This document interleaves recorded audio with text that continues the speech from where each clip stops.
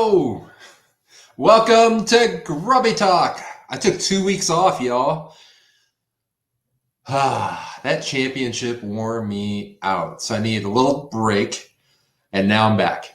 It's time for Grubby Talk. Welcome to Grassroots Bass Yakin. This is where we talk all things GRBY, and the championship was 2 weeks ago, right? Or is it 3 weeks ago? 2 weeks. We'll say 2 weeks ago.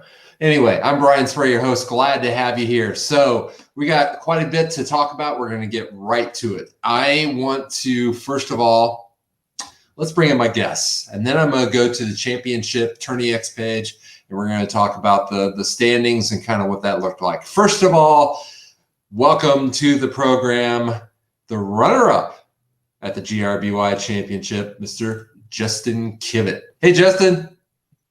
Hey. Hey, what's up, man? You're traveling. Yeah, headed back from going a little fishing today. Doing something a little different. Decided to go muskie fishing today.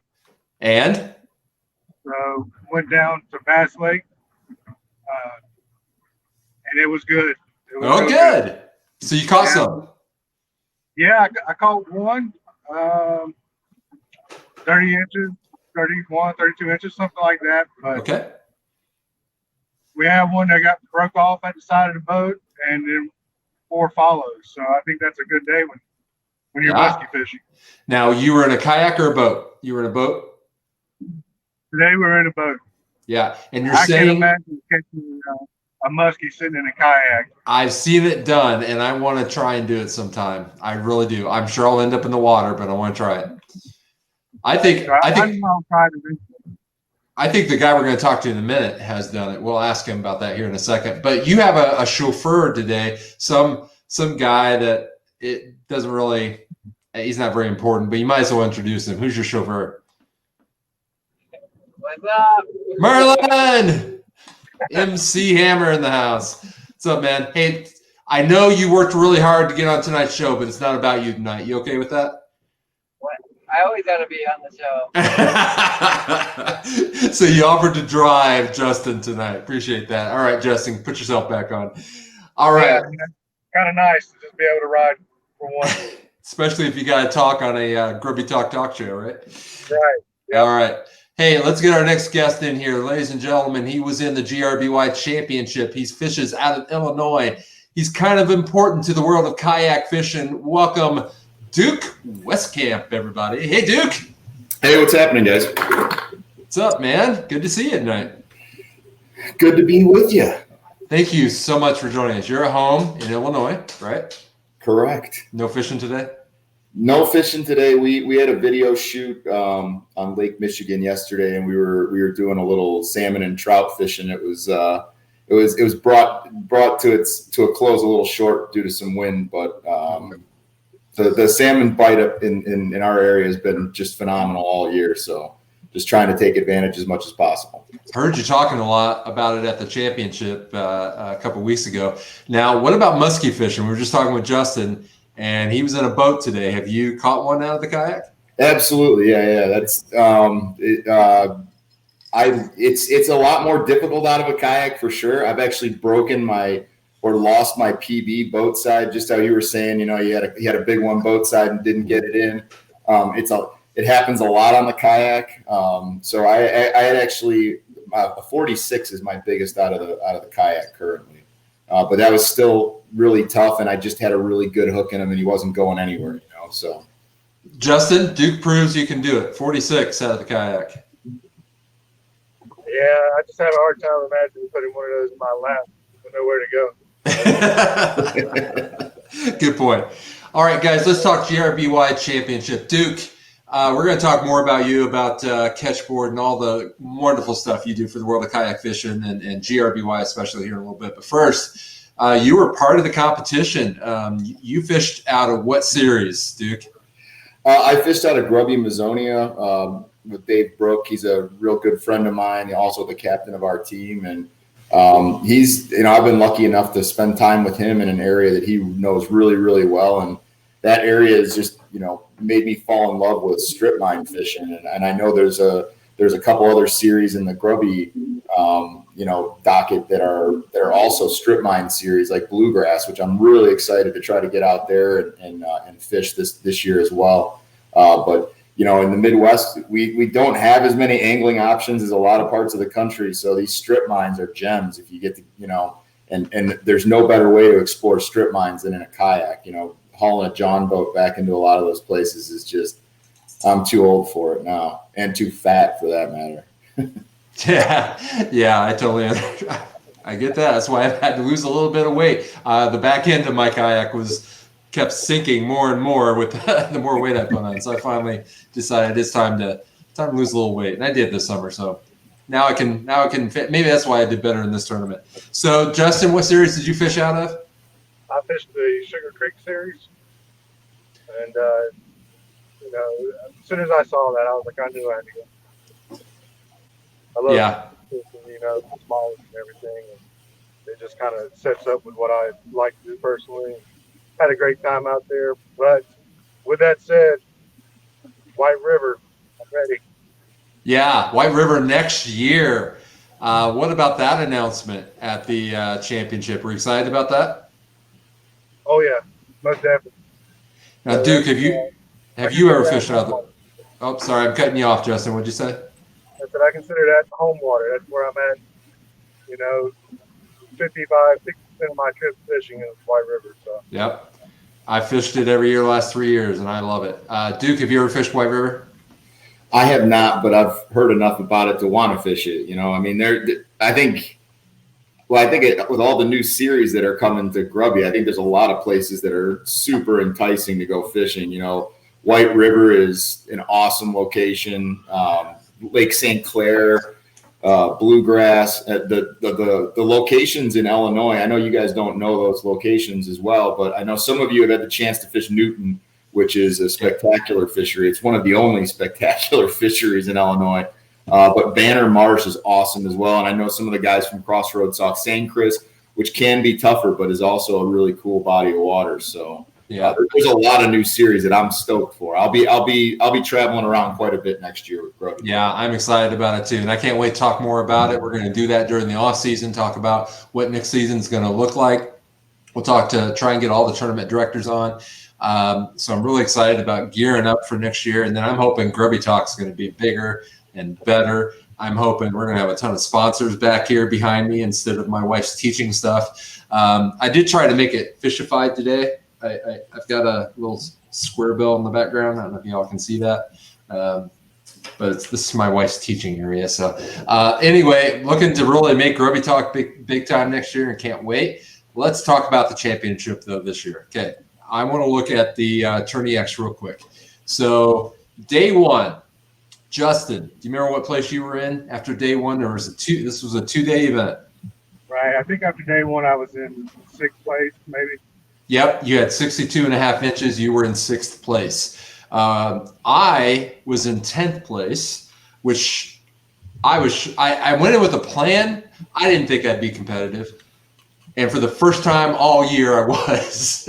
And so I was sitting in 10th place, and I'm like, hey, maybe I can fish. And then where were you at, Duke, on day one? Like somewhere in the low 20s, 24, 25, something. 25. Something around there. Yeah, 25th. You had 57 inches after day one.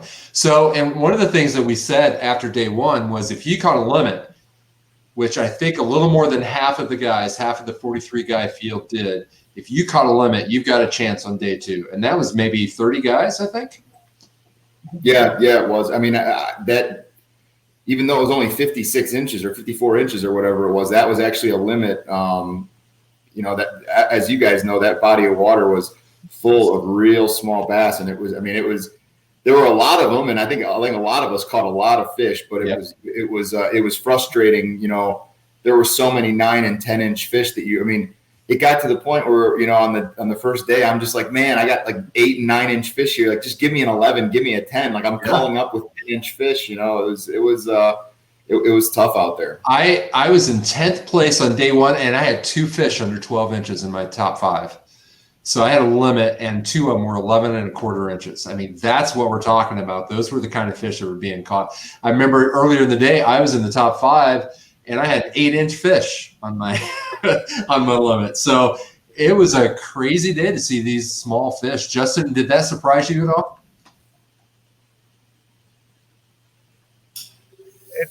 It did a little bit. I had some very good practice days back in September out there, and believe it or not, there are some 17, and I even caught a 19.5-inch back in September. So there are some bigger fish out there. And on day one, my very first fish was a 16 3/4. So I thought, well, maybe it's going to come together like it had the previous month and catch some of these little bit bigger fish in here. But it dwindled from there quickly. I did the same thing. I think it was in September I was there, and I had caught almost a 17-incher, and I'm like, I got to find him. I even went to the exact spot where I caught him. I'm like, maybe he's still there. Yeah, he wasn't there. So, yeah, Justin, you had 16 3/4. Was that the biggest of the day on the first day? I'm not sure. I'm not sure either. Overall, yeah, I'm not sure. I think it may have been a 17 3/4. Yeah, 17 3/4. 17 3/4 on day one? Right. Yeah. Okay. Wow. 17. Yeah, I think that was a good fish overall. So. Okay. Was that Logan's fish? Or no? That was Jim Bailey. Oh, Jim Bailey. That's right. It was Jim Bailey. You're absolutely right. It's not. Oh, there it is. Yeah, I got it. Jim Bailey, 17 3/4. So he definitely had big fish of the day.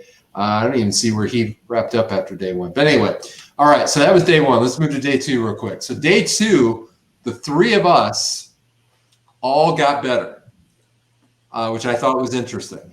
So we moved to day two. I don't know. Should I even mention this about your driver, Justin? Sure, yeah. All right, I mentioned it. Merle MC Hammer had the best day on day two, although he tied with, I know. Go drive safely. Keep your eyes on the road. Justin, he tied with you. You and him had the best day at 65.5 inches for first and second place on day two. Okay. And then I got third on day two.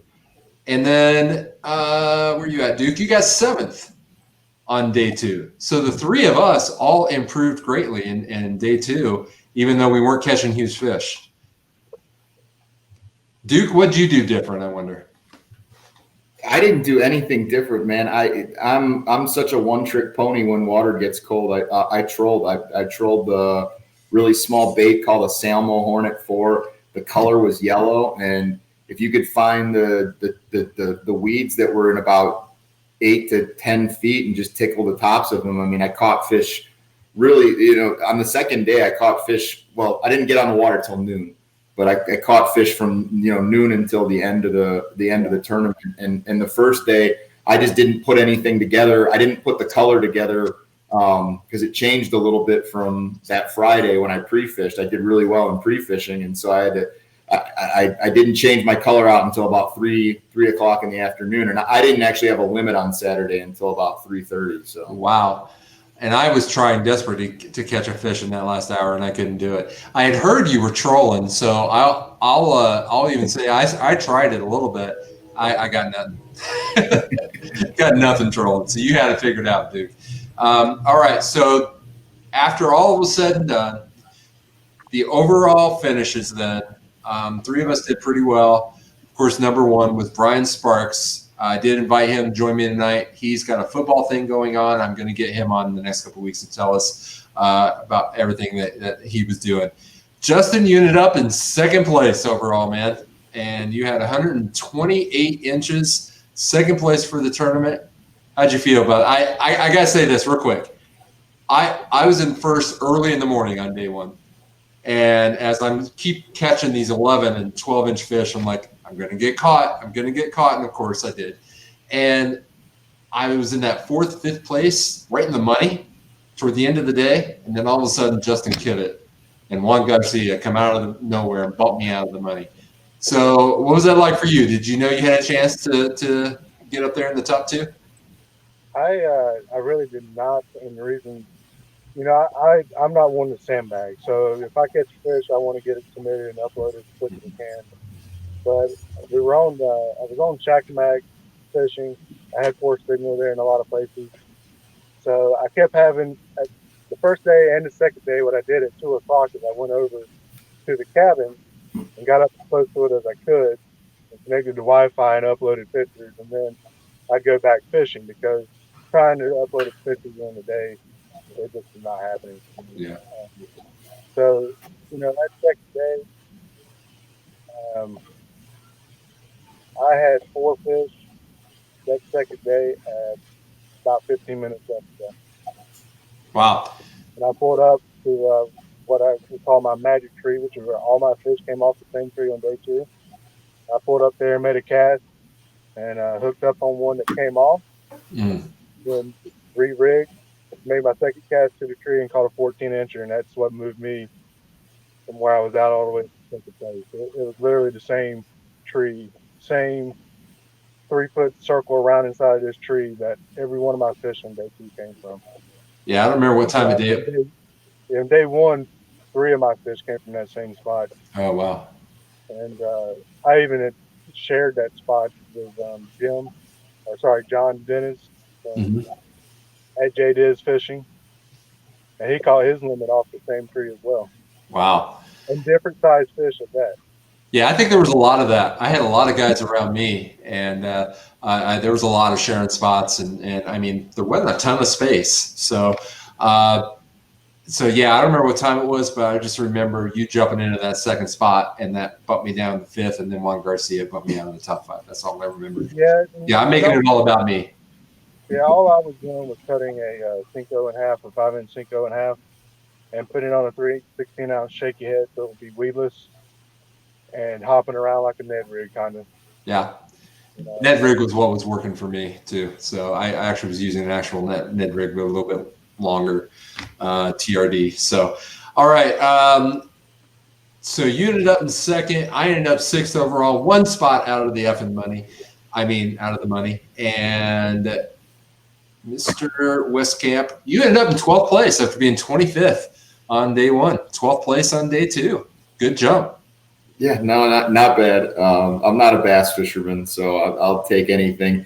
The way I look at it when I fish a bass tournament is I just want to keep it respectable. So if I'm in the top half, I'm just I'm just peachy. That's all right by me.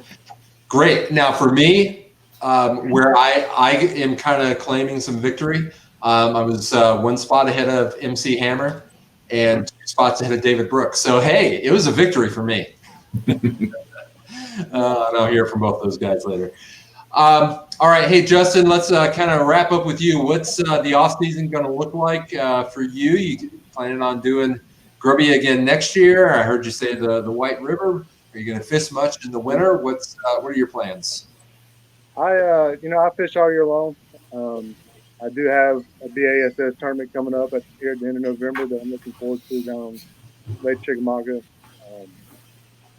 Outside of that, I will fish the White River, one of the local creeks, Fall Creek, and some of the lakes, as long as there's no ice on it. I fish all year long for bass. It's something I love to do. So as far as next year with Grubby, definitely the White River's going to be a top priority there. Possibly Naona. Possibly Summit.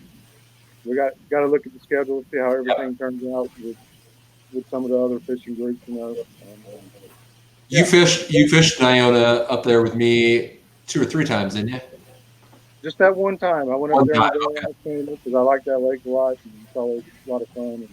And there's a lot of fishing there to be caught. So, I definitely have had some 20, 30 fish days out there, just fun fishing. Yeah. You catch it just right. There's a lot of fish around. So. All right, you mentioned the BASS event, and that's coming up in a couple of weeks. Is that what you said? Yeah, November 21st. All right.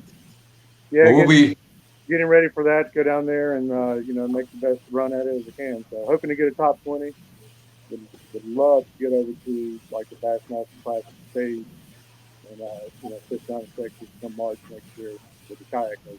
So, yeah, that'd be great, man. Well, good luck to you. We'll be rooting for you. I'll be watching you. I believe they do a live leaderboard on Tourney X, if I remember right. Is that right? Yep. Okay. That's right. All right. Anything else you want to say before we let you go? Hey, I had a great year with Grubby. This is my first year fishing, the GRBY series, and looking forward to doing it again. All right, Justin. Thanks so much for joining me. I'm so glad we got to have you on this year. And you said early on you were regretting not being able to get on because I started this after you won a tournament, I think, if I remember right. But we got you on. So great job, runner-up at the championship, and bigger and better things. So thanks a lot. Yep. All right. Tell MC Hammer I said goodbye. Bye, Marilyn. All right. See y'all. All right. See ya. All right. Duke, just you and I. So tell me about being at the championship. What was that like being around the Grubby guys, a series that you started supporting last year, I believe. Is that right, with Ketch? Yeah. It was awesome. I mean, it was really, honestly, I didn't get – the tournament year was goofy for us, so I didn't get to do a whole lot of tournament fishing. And, the series that, because of all the restrictions, the series in Illinois that I could fish in was Mazonia, and I made every Grubby event. And, I had a bunch of fun. Those are a lot of the guys that I fish with on the regular anyhow. So it was kind of the atmosphere at the championship. It was more laid back. We're all competitive, right? We're anglers, right? So there's never as much competition between two friends when they're fishing together. But there was still that vibe of like that camaraderie that everyone was just trying to help, like the people that weren't on fish, get them on fish, and it was just and I like that because for me, especially with bass, I'm not really competitive about it. I compete mostly to take in the culture and the community. So like the club end of club fishing is much more fun to me than the tournament end. So to see, to have like a barbecue or, to have a barbecue and like there was a band playing and everyone's kind of sitting, having some beers. It was family friendly there, it was a really cool event, and it was the best event. It was the most fun I had an event all year for sure. It was amazing, and I think my favorite part was, you're right, that family aspect where a lot of the families came, wives and kids came with some of the fishermen, and they were part of it, and the camaraderie was a lot of fun. I also got a lot of comments. I did some video recording and uploaded it that night after day one and then day two, and a lot of people said they just loved seeing the atmosphere and kind of got a charge from that, and it was a fun environment. And you kind of have this. It's kind of hard not to have this feeling that there's something special happening with Grubby right now. So I think you're right, man. I think everyone kind of, when you spent that weekend there, I think you kind of felt it, and that the growth is coming this year because everyone just loved it. Everyone loved it last year. 6 guys at the championship in 2019, 43 of us, this past weekend. I mean, and I bet you we have over 100 guys at the championship next year. And as long as we kind of maintain that cool, vibe that it has, I think it's just going to continue to grow. It just makes fishing, and kayak fishing more accessible to a lot of people. It's so exciting to think about that. 100 guys at a championship, ending championship. That would be amazing. And we had 5 last year. Oh, it was 5. Sorry. 5. What'd you say? 4? 5. So wait, you were in the top 5 then? No, I'm talking about last year. Oh yeah, last year, yeah, I was, but they didn't pay a check. There was no check for me. And guess how many fish I caught? Oh, well, you're still in 5th, top 5. I mean, that's how you frame it, Thanks, man. I got my top 5. You're right. I even got a couple of wins that season, and I was the only one fishing. We're not going to talk about that. Hey, real quick, before we wrap up the championship talk, I wanted to run down the top 12 just to make sure that those guys got a mention. 12th place was you. Sam Jones came in 11th place. Bob Goldsmith got 10th. David Brook, he was in the top 10, 9th place, Mr. Brook. Randy Doris, 8th. MC Hammer got 7th. I was 6th. 5th was Juan Garcia. He was so happy that he bumped me out of that money. He let me hear about it when we got back to the shelter area. Steve Martin was vying for that championship the entire weekend. He got 4th. So was Eric Stansberry, got 3rd. Justin came in 2nd, and Brian Sparks, and I promise you I'm going to get him on the show in the next week or two.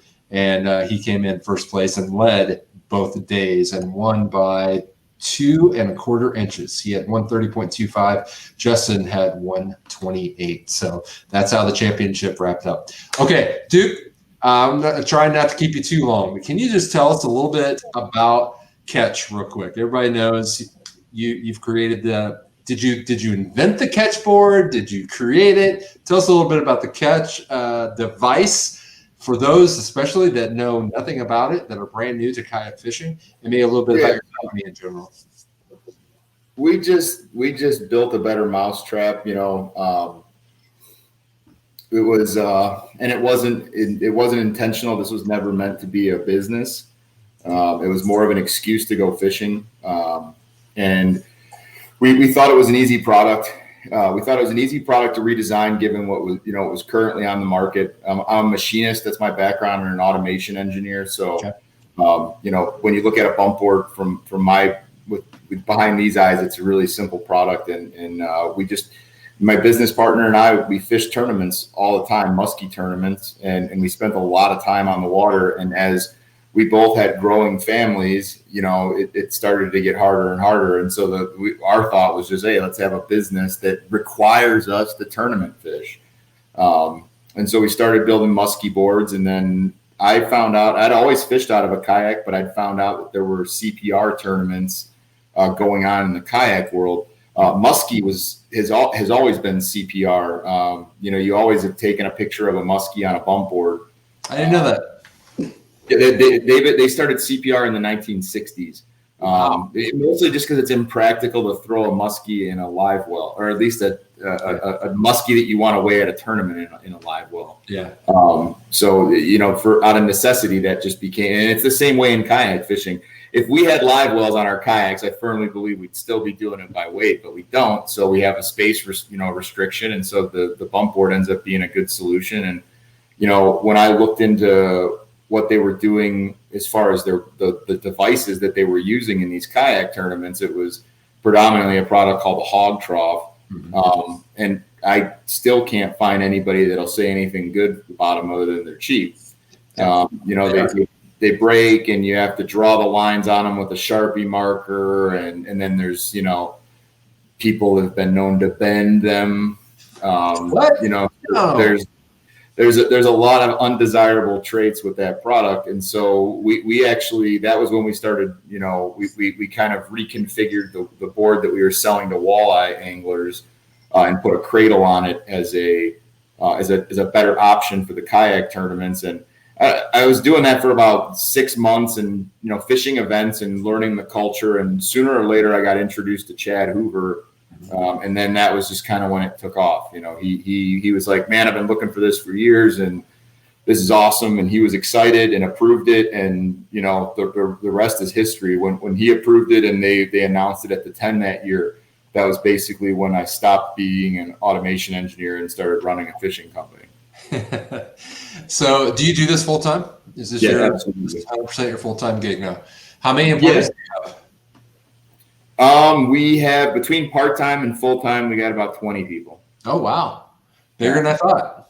Yeah, no, it's taken on a life of its own really in the last year, adding an accessories line, adding the plastic boards, redesigning the original product, which is going to be that's going to be re-released, or there's going to be an alternative product called the Ketch X, which there's been some pictures on the internet, but just a better product. It takes a lot of people. We bring a lot of people in on a gigging basis as consultants. But every day there's 10 or 12 of us that are full time. So but there's a lot of specialty. We get 3D modeling done by an engineer that's a friend that comes in and does it, or does it remote. There's a lot of stuff like that. We actually, even though we're a machine shop, we get backed up a lot, and we end up outsourcing machine work to other friends and whatnot. So yeah, it kind of got out of control. Well, are you still making and manufacturing the original Ketch board? Yeah, okay. We will, and I feel like there's going to be a certain amount of nostalgia around that product, so I think it'll continue to sell for a while. It's that's the one I still use. Yeah, and guys like it. I mean, it's we may phase it out, so just so everyone knows, like it may get phased out in the future. That product has always been a big headache for us, just because it's really tight margins to meet the price point that we knew we needed to be at to sell it in this market. And so it's a headache for us to make and sell, but I know people like it. So we're going to keep it around at least through 2021, but okay. I would be surprised if you saw it much beyond 2022. Basically, there's another 6,000 or 7,000 units that are sitting in inventory. And unless something crazy happens, like people don't like the new aluminum board, I think you'll probably see that product phased out. I'm going to be hanging on to mine forever because it was pretty special to me. It originally belonged to Jim Strunk, and I bought it from him. And, it's got that history behind it. So it's got his mojo all over it. I ain't getting rid of that one. All right. The new product is called what? Ketch X. It's an aluminum extruded product. There were, even when you build a really great product, there's always still good feedback from the community. One of the things was always it's too heavy, and to me, I always, for a while I dismissed it as silly. It's 3.5 pounds. It's not that heavy, but so this was a way to answer one of those questions. When we released the plastic board, that was kind of, we needed a less expensive option for, anglers on a budget and anglers that, maybe they don't know, maybe they're not on a budget, but maybe it's like, I don't know, am I going to like tournament fishing? I don't want to drop $60 on a bump board and then find out, like, I'll do a couple of these tournaments and it's just not for me. That seems like a big investment, so we tried to start answering some of those critiques that we were getting. Biggest being price point and heavy, and then it doesn't float, and they still don't float. But get a Never Lost tether. They're another great American-made company. They make all of our products. We support them. I don't even want to tell you how many Never Lost tethers we sell. We rarely have anything that any issues with them. So and it's so worth it, and it's convenient. You just connect it to a little loop on your kayak, and it's always connected. You never got to worry about it, and it's not going anywhere. So I love the Never Lost tethers for my kayak. Yeah, and Jason DeGrant, if you guys have never met him, he's a really good guy. I've met a couple of the guys that work with him at Never Lost. They're really, really good dudes. So you couldn't be supporting a nicer group of guys that have, they're the reason that they're the manufacturers for Ketch for our tethers is because I just feel like those guys care about it more than any other company, and that's it shows in their work. Yeah, I agree 100%. So the I had a question. I totally lost it. I know, Jim Strunk. We were talking about him. He kind of made something that kind of caught on that a lot of people were using on the Ketch board.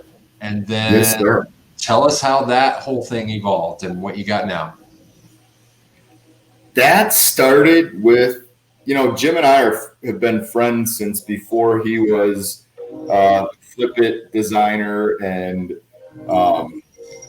the Grubby godfather, right? He's been a team angler on my team. I met him through Denny Ramiro, and we were just, we were fast friends, and we got to talking one night about things, and he said, I'd really love to get involved and design a product and get involved in the fishing business. What do you suggest? And I said, I'll tell you what, I'm like, if you find a way to get tournament identifier tags off of bump boards, I'll build it. If it's realistic, like it's manufacturable, I'm like, I'll build it, because my biggest problem right now is that, everyone uses a tourney tag, and that covers the numbers in the center of the board.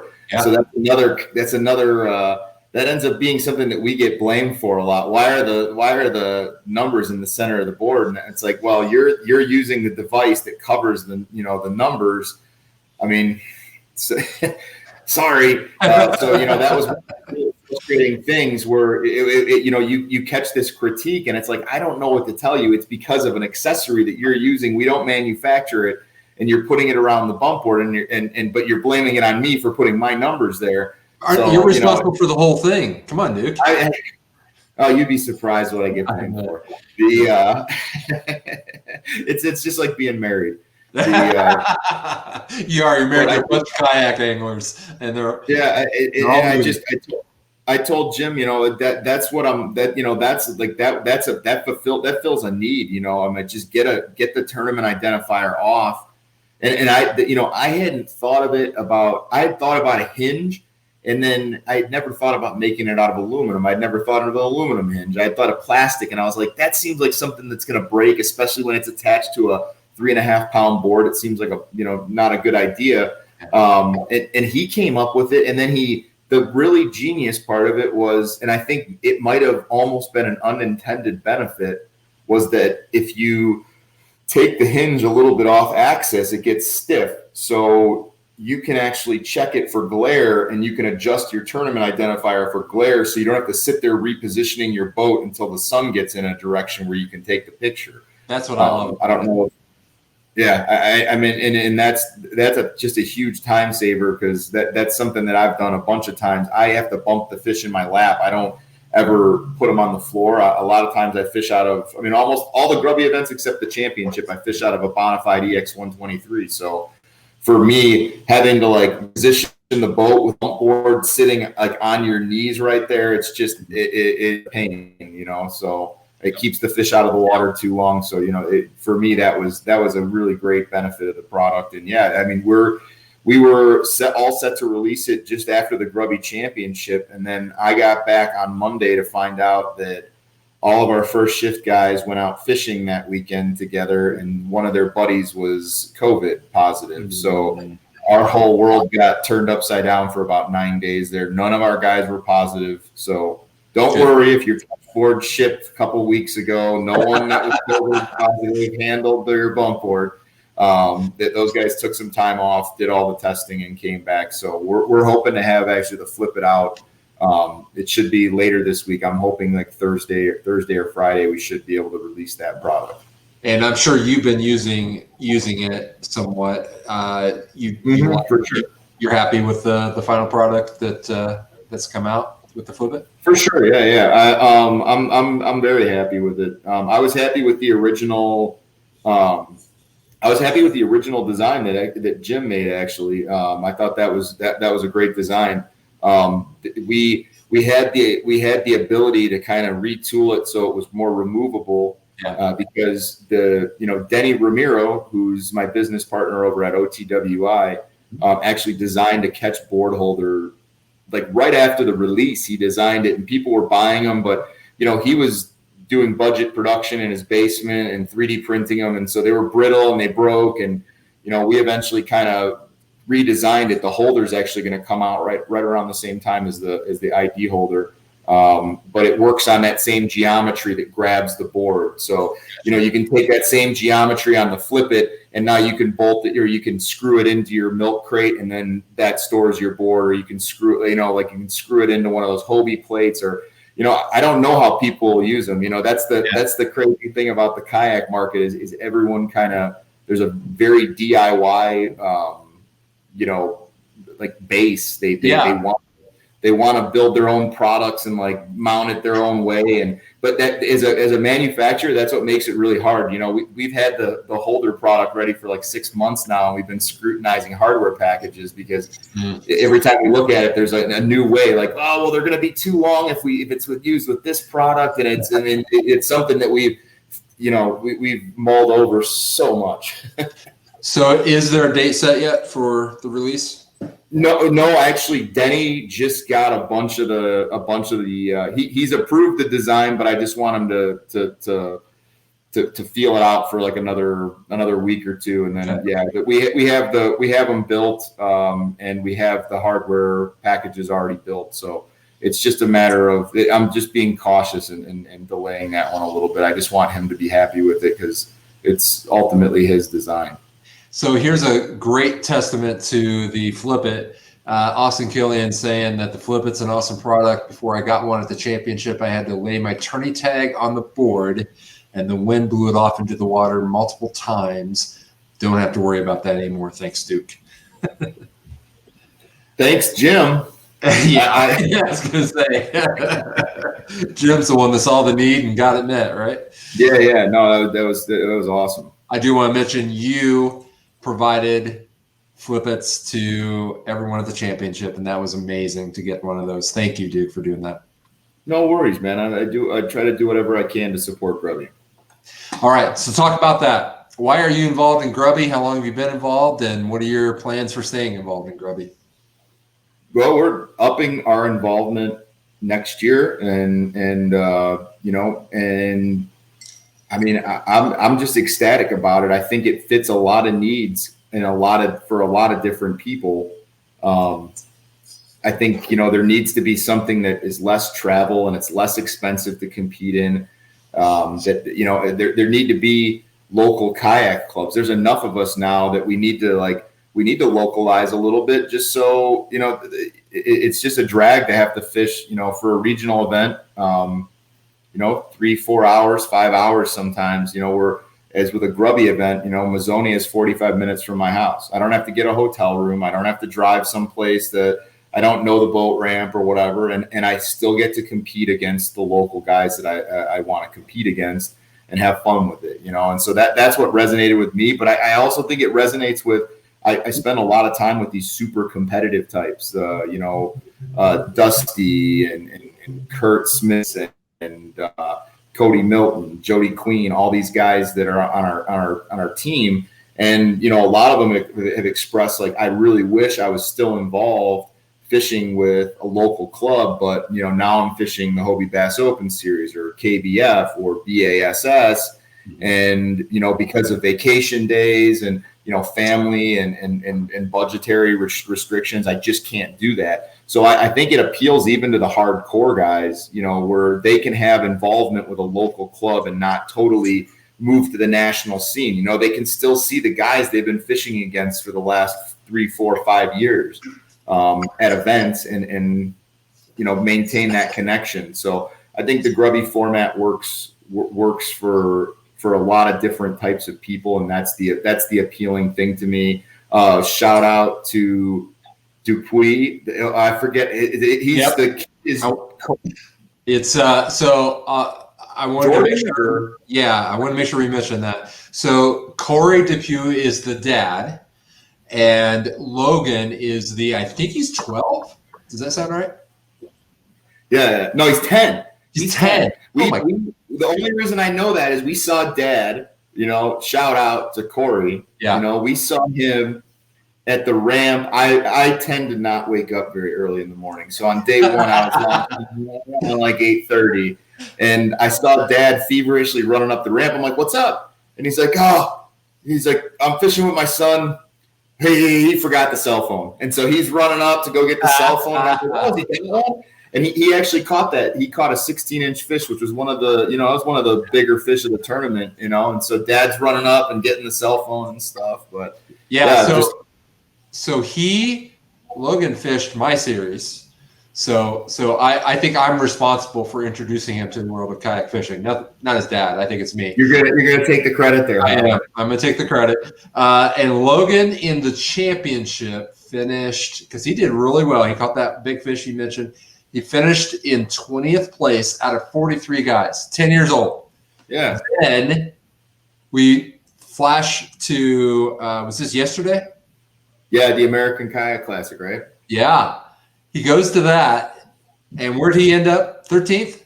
Yeah, he cashed a paycheck, I know. Yeah, I think it was somewhere in the top. It was in the top 20 for sure. On Facebook, I'm looking at a picture of him on the stage shaking hands at this big event where there were 100, and I forget the official number, 167 people fishing, 13th place for Logan. I want to make sure we mention that tonight. I'm going to try and get him and his dad on here sometime in the next few weeks as well. That is an amazing feat. Yeah, and one thing to mention is we were kind of mulling it over in the Grubby talk, or the Grubby admins group, is next year Ketch is going to incentivize is going to incentivize junior anglers. So if you're an angler under 16 and you're fishing your first Grubby event, when you register for that event, we'll send you a free Ketch board with a Ketch ID holder. Corey is watching right now. He says that he's 10, and he goes, "Yeah, that's me." And then, yep, 13. Okay, so he's affirming everything we just said about Logan. And I hope Logan and Corey do the Niona series again next year, so I get to run into them. So yeah, I love that, incentivizing, getting some younger guys out there. And I've gotten to talk to some of the younger guys. They're a little bit older than Logan, but like the Jackson Orr, Aiden Donald. There's a lot of good young guys in Indiana. A lot of good age, all those guys are just amaze me, and frankly inspire me to do the best I can. But then I look at how young they are. I'm like, wow, that's just incredible that they're on the national scene right now, and now Logan's getting to experience that. So that's really cool. Well, as a club, we're a little middle-aged. You know, we need to bring in some youth. You know, young guys.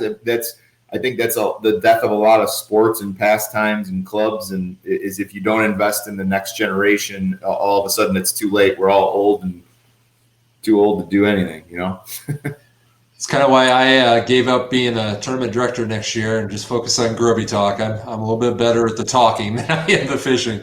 So in my old age, I wanted to go back to one of the comments, and I believe this is. Oh, yeah, this is the guy that bumped me out of the top 5 this year, out of the money. Juan Garcia. Juan is asking, when's the X board out? I think you mentioned this earlier, but he might not have been watching. Tell us about it.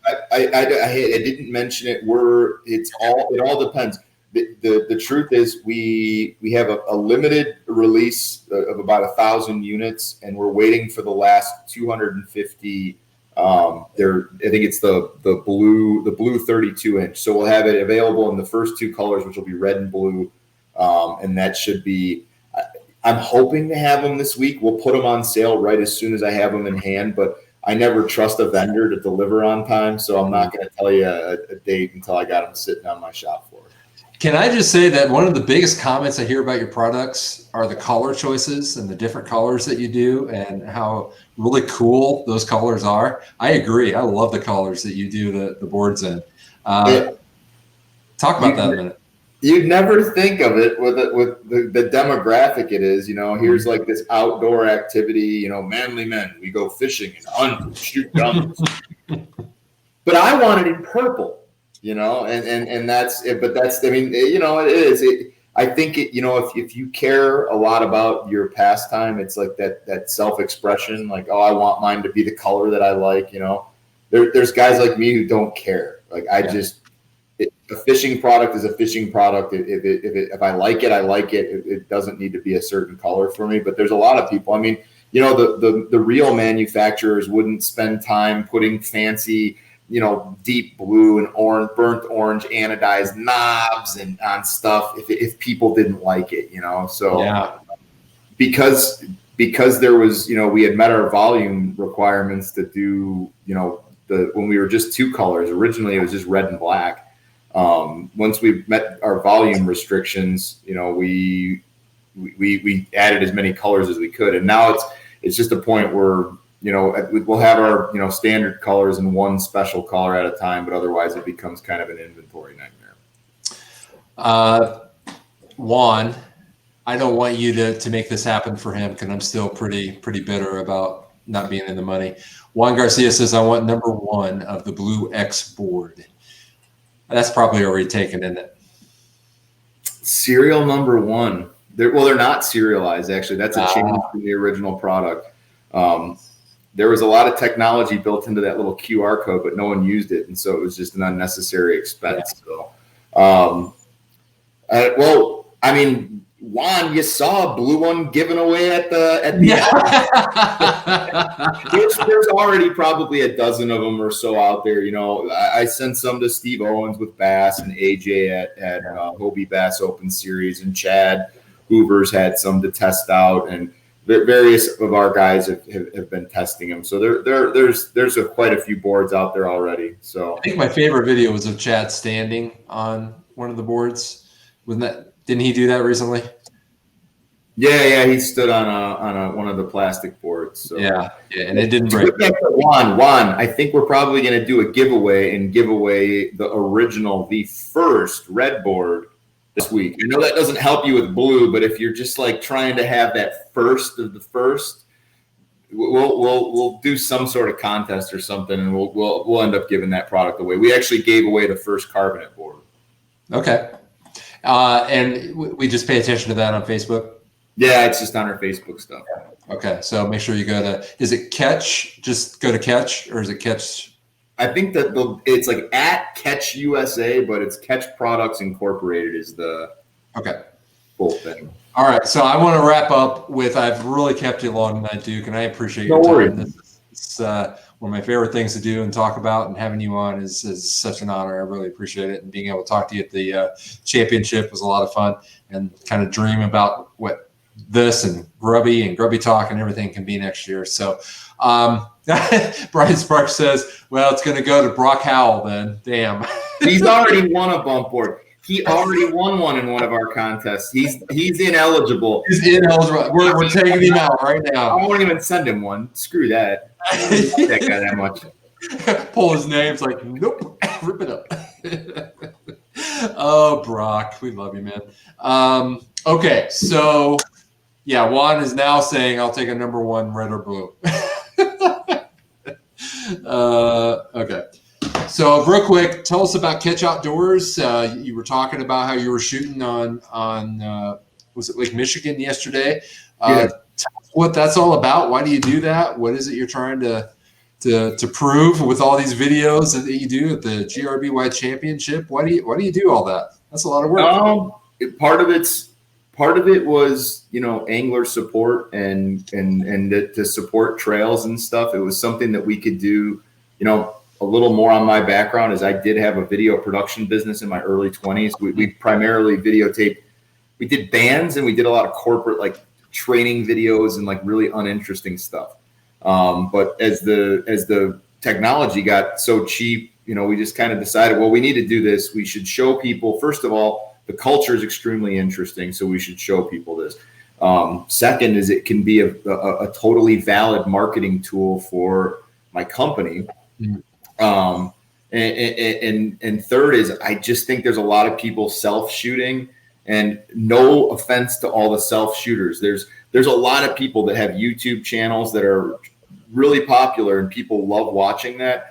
But there's also, I just thought, to add a little bit more of a professional polish to it was really important. And so we just kind of started doing it. And, it's been, we worked the whole first year as we didn't know what we were doing. We went to events, we went to locations, and we shot video. And then we basically put together what we could after the fact. Now it's a way more directed thing where we're actually building like a script, as much as you can script something that's, like live, no dialogue is scripted, but like, hey, we're going to go here and this, we're hoping to do this, and this. And so we want to get shots of this and this and this. And it's just getting more directed. It has a really, it's hammered itself into a show feel. So the Manitowoc fishing shoot that we did just a couple months ago will be episode 1 of Ketch Outdoors TV.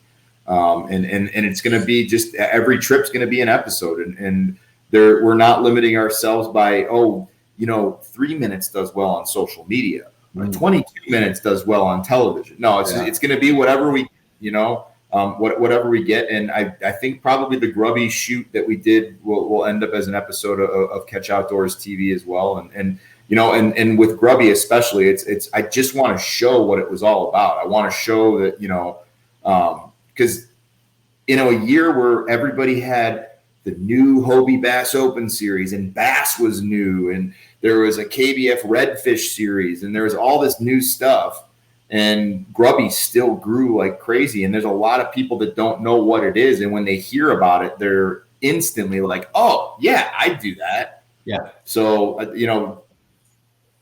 why do you think I'm on? Making people. Yeah. Why do you think I'm doing this show? I'm on the ground floor of something that's huge and growing, and I love that you're doing the video stuff and sponsoring and all that. This thing is taking off, and I love that you and I are kind of in the middle of that, and I love that. So yeah, absolutely, do everything we can to see that happen.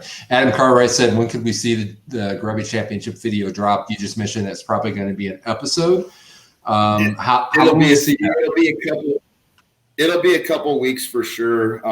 The Manitowoc shoot was a few weeks before, and we're just now finishing it up. Basically, the Grubby shoot got pushed back by the fact that we had stacked a couple shoots right before it, and then both of them we got a ton of content for, so they ended up being a little longer than normal. So the Grubby stuff will come out soon enough. I think probably by the end of November is realistic.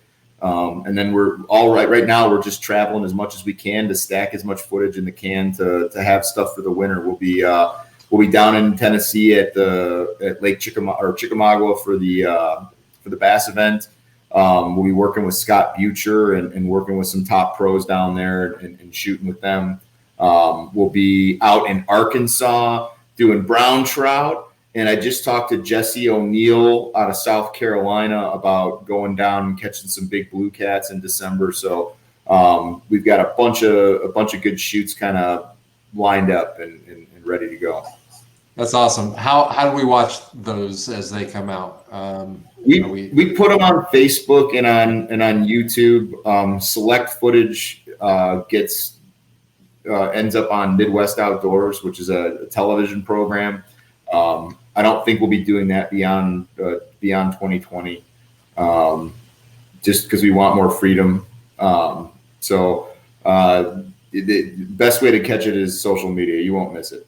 Okay, so shameless plug. If you as you continue to grow that, and you need a professional voice for Ketch Outdoors, I'll be back here practicing all I can. So just let me know. If you need any overdubs, any voiceovers, we're working on it. We're working on it right now. That's Duke's way of saying no, Brian. That's not going to happen. No, I mean it's you know how it is, man. It's like right now I'm trying to figure out how to afford the videographer and the guy that's helping us and Dusty to write this stuff, and you know I've already got enough expenses. Everybody's like, take from another one, bro. Yeah. Hey, Vasily is your videographer, right? Correct. Yeah. Yeah. Does he do all the editing too? He's a one-man show, basically. Yeah. I do a little bit of shooting myself. I was fishing the event, so I didn't really shoot as much as I had planned to at the Grubby event. But yeah, he had done this for Volkswagen for 8 years before he kind of got burnt out on the corporate scene, and I took him to the first. I took him to the Boundary Waters of all places. He shot his first shoot and was like, "Man, this is awesome." He's like, "Is there a way to do this as a living?" And I was like, "Yeah, what does it take to live? Like, let's talk about this." Depends on what you're talking about. Yeah, and he was super reasonable about it. He's like, "Hey, let's just do it like this. This is what I need to scrape by, and we can manage this, man." And so it just kind of grew from there, you know. Yeah, he was a pretty cool guy to talk to and watch him do the shoots. Every once in a while, we'd be standing around the fire doing a cookout, and all of a sudden look over and he's filming us. And yeah, he's super talented, man. We just, you know, the visual, the imagery has always been there, and you know, the big thing that we're adding to it is the storytelling, and that's what Dusty Yacker is doing a lot of that, where he's helping us script, helping us do voiceover, and then he obviously is in a lot of the videos because he's recently joined the ranks of the full-time in the fishing industry employed people. So we've been doing a lot of fishing this fall together, and he's really been a key instrument in hammering like the show concept into place. I enjoyed watching him on was it 5 Live 5, whatever that was. Yeah. I enjoyed watching him when he was on. Yeah, he's really good on camera. He's obviously a crazy good angler too. Yeah. But he happens to be that like intersection of like he's really comfortable on camera, and used to be a teacher, so he can talk to you, unintimidated by it. Yeah, he's been a big help over at Ketch. All right. I think Ron Irwin, one of my buddies, saying, thank you, Brian, for Grubby Talk. I really enjoy it. Good. I'm glad. I hope everybody does enjoy it. This is the first Grubby Talk, Duke, that's gone over an hour, and I have no problem with that whatsoever. You have been amazing to talk to tonight. I appreciate you and Justin both joining me tonight. Is there anything you need to tell us that we haven't covered that you'd like to talk about real quick? No, everyone just, it's fall time. We're getting into winter. Everyone's going to keep fishing. Just be safe on the water, guys. If you're fishing, it's really cold. Wear a dry suit, all that good stuff. Quick story. Yeah, quick story from the championship. Brian Sparks, was it Brian? Yeah, he was pulling his kayak out. I was behind him, and he was backing down his truck, and he needed someone to push the kayak out with the rope. And so I started to do that, but I stepped out and I stepped on the ramp and I started slipping and falling. I'm like, oh no, I'm going down. Well, I didn't go down, but I went deep enough that water got in my boots. Man, that water was cold. I was shivering for the next 3 hours. Yeah, well, everyone just be safe out there. No shameless plugs for me. You guys know I'm the Ketch guy. OTWI, we sell trailers, all that good stuff. But it's been a pleasure being on and talking Grubby. I'm really excited about 2021, and I hope all the anglers are as well. I am as well. Duke, thank you so much. I appreciate your time tonight, man. Let me check comments real quick, make sure I didn't miss anything. Everybody's saying thanks for your support. Thanks, Duke and Ketch. Austin Killian saying, I witnessed it. Austin was watching me. I witnessed it. LOL. At least you didn't go down all the way. I thought I was going to. I think I even said, I'm falling, but I didn't. So, all right, man. Thanks for your time tonight. I appreciate it. And good luck with all the, I'm glad the COVID stuff didn't hit any of your guys, and hopefully it stays that way, and hope the business keeps going good. Can't wait to see you next year. Appreciate it, Brian. Thanks for having me on. You're welcome, Duke. Have a great night. All right, Duke Weskamp joining us tonight, and really excited about what next year is going to be all about. Hey, guys, thank you so much for being a big part of this season, being a big part of Grubby Talk, for watching. And I'm looking forward. I'm going to keep Grubby Talk going, whether it's every week or not. I'm not 100% sure. I'm going to try to do it every week. Sunday nights are starting to become the time for me to do Grubby Talk. And I'm really, I think that's when I'm going to try and do it, is on Sunday nights. Wednesdays, maybe occasionally, but I think on a regular basis, I'm going to do Sunday nights. If I can't do one particular week, I'll let you know on the Facebook page that we can't do a show. Here's the other thing. Grubby Talk is now going to be archived and hosted on YouTube. It's my YouTube channel. I have posted that on the Facebook page. I'll keep posting that. But subscribe, and you'll be able to see all the videos that we're going to do from here on out. I've got one on there from my interview with Brennan and Aiden a few weeks ago. And then tonight's will be on there, and I'll keep archiving those. I also got word from Sam Jones from Hoosier Kayak Bass, and that they're going to have a page dedicated to all the videos that are being done in the different groups, and I think we'll have a spot on that next year as well. So I'm kind of excited about that. So be looking for different opportunities to watch Grubby Talk, and like I said, I'm hoping for bigger and better things next year. All right, I think that's all I got to say for tonight. Thanks again to Duke. Thanks to Justin, and we're going to get Brian Sparks on here in the next couple weeks, and maybe some of the other guys that beat me. I'm not bitter at all at the GRBY Championship. That's it for Grubby Talk. For Grassroots Bass Yak, and I'm Brian Spray. Have a terrific night. Bye-bye.